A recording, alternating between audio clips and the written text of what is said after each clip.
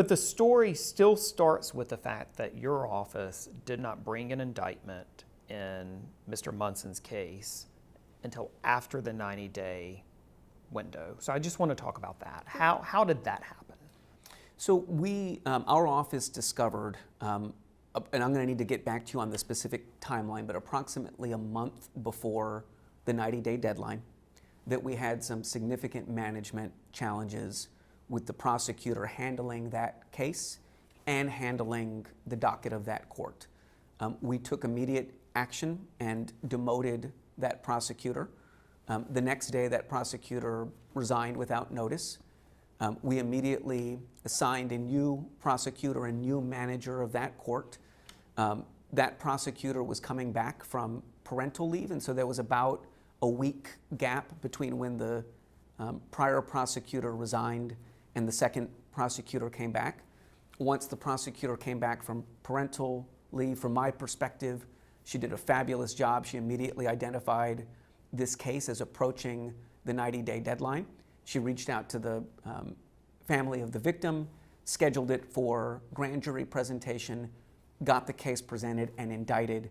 The case was indicted on the 91st day.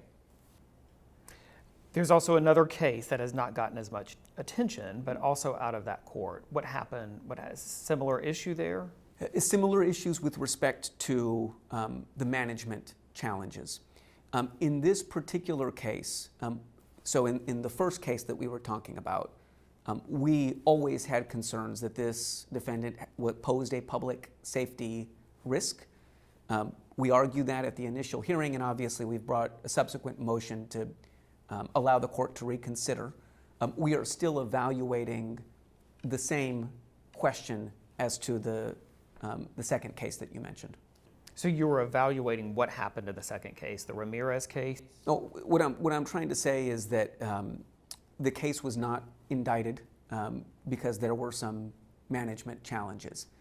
You and I have talked about this before. There are times when cases are not indicted in 90 days, and there are times when that is an appropriate outcome. Although it was management challenges that led to the case not being indicted, we are evaluating whether it is appropriate for this defendant to remain out on bail, or whether there are public safety risks that would require our office to ask the court to reconsider under 1709, the section that allows. And again, you're speaking to the Ramirez case right now, correct? That's correct. Okay, just wanted to make sure. Mm-hmm. With regard to the management challenges that you describe in the 331st, though, this issue of not indicting cases within 90 days extends beyond the 331st. So why is it happening in other courts? Well, so here's what we've done. We've reviewed approximately 250 cases. I'm going to need to get a specific number. Over the last 14 months, where the suspect was released from custody after 90 days and where there was no indictment. I want to be clear, and I think you've reported on this, there is just not great data kept on this question, either by our office or the courts. I've had conversation with the judges this morning to work to improve that, but that is the current state of our data.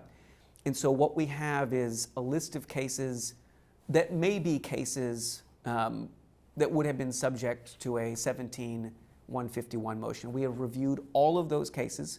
The overwhelming majority of them were not indicted because the suspect had unmet mental health needs and is receiving mental health services as part of our mental health diversion program.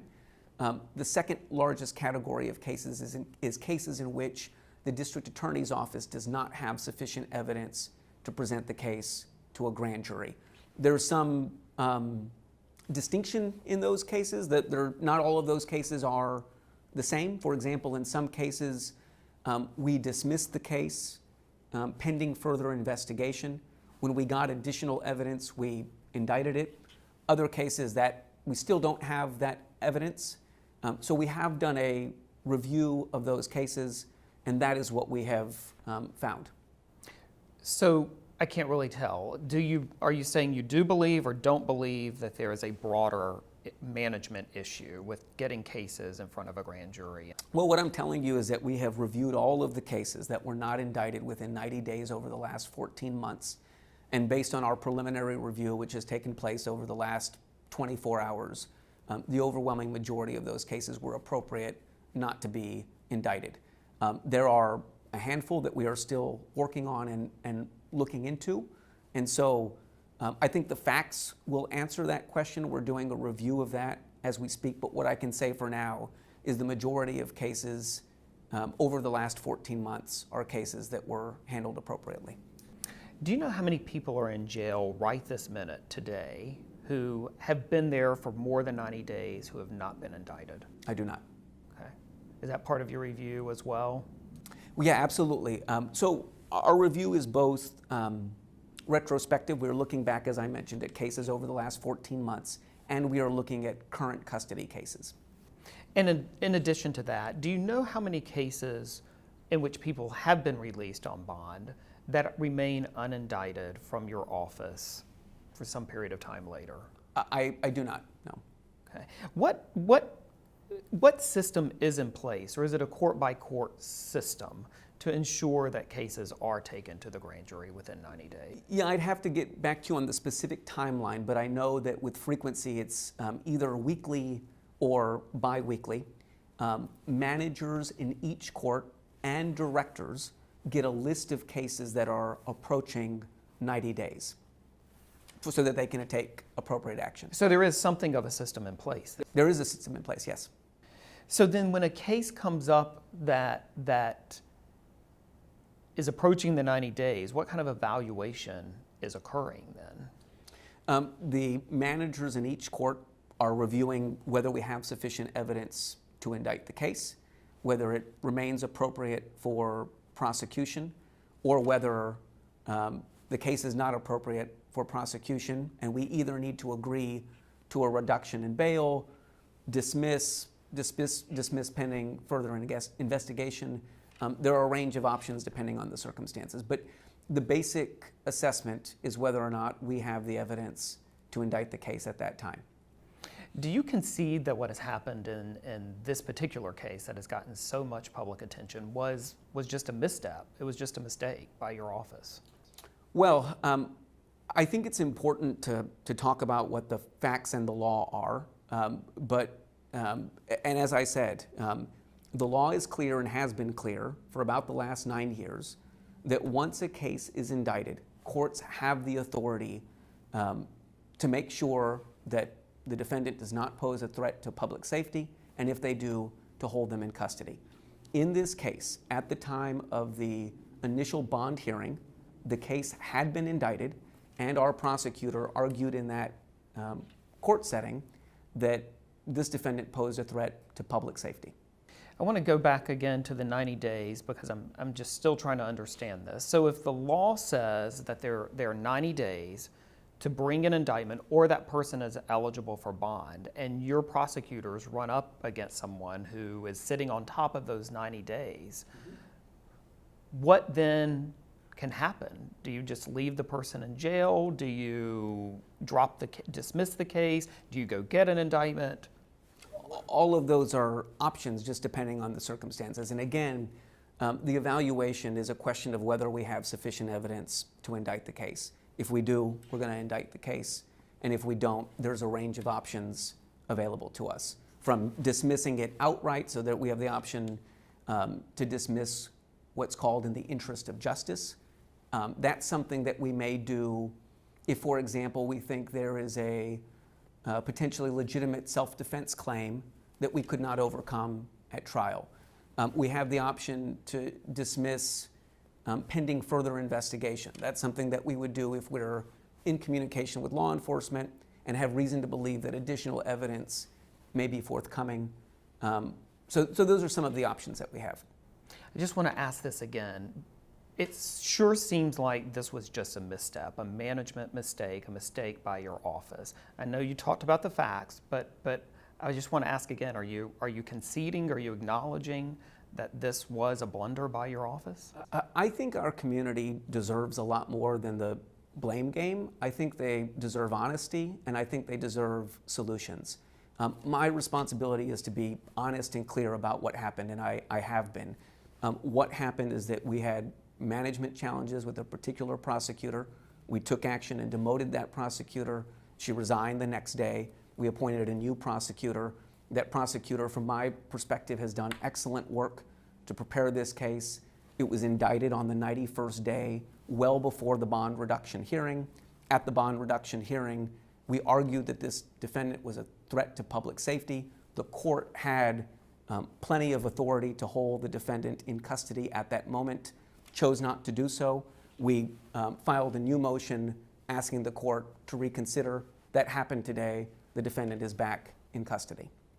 Let me ask you this with other cases. If you determine that there are people, other defendants out on bond, maybe in a very similar situation, what will your office do about those defendants? I'm sorry, say that one more time. Yeah, so I'm asking you, if you determine that there are other defendants who are charged with violent offenses, up to and including murder, who are out on bond with a small amount of bond or even a personal bond, you're reviewing that.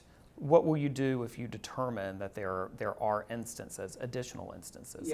When facts or circumstances are available to us, or we become aware of facts or circumstances that lead us to believe that a person may pose a danger to the community and therefore their bond is insufficient, our office always has the ability to request a court reconsider under the law.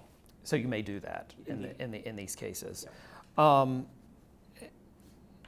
Obviously, with Mr. Munson, there is a very outspoken victim's family. I know you've had direct contact with them, and certainly I want to respect the privacy of the conversations between prosecutors and victims' families, but at the same time, can you speak publicly to them? Yeah, absolutely. As you said, I have been in contact with the victims' parents in this case directly. My heart breaks for them, and I am sorry for everything that they have been through.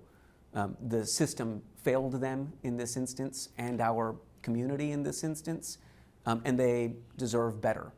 We are working internally, both to make sure that our processes are as tight as they can be, and we are having conversations with the courts to make sure that we all have a firm understanding of what the law is and what authority the courts have under existing law.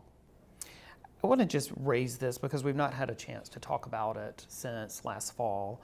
The lack of transparency around the security arrangements for your home that the county paid for, why such a lack of transparency around that? Well, I sat down, I think, for 4 interviews on the record on that topic.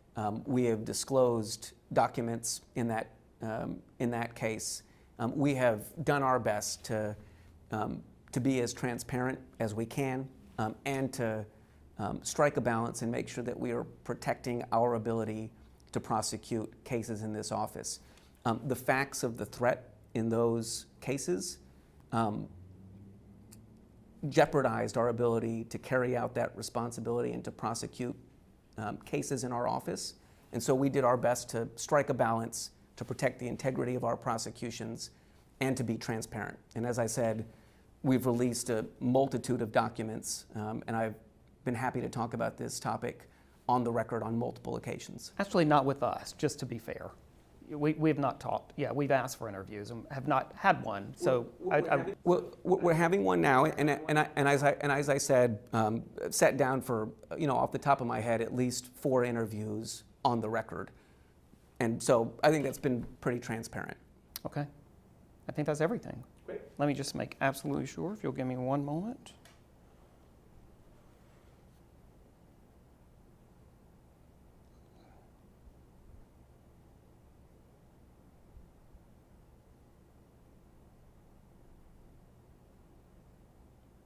Okay, I think we're good. Thank you very much.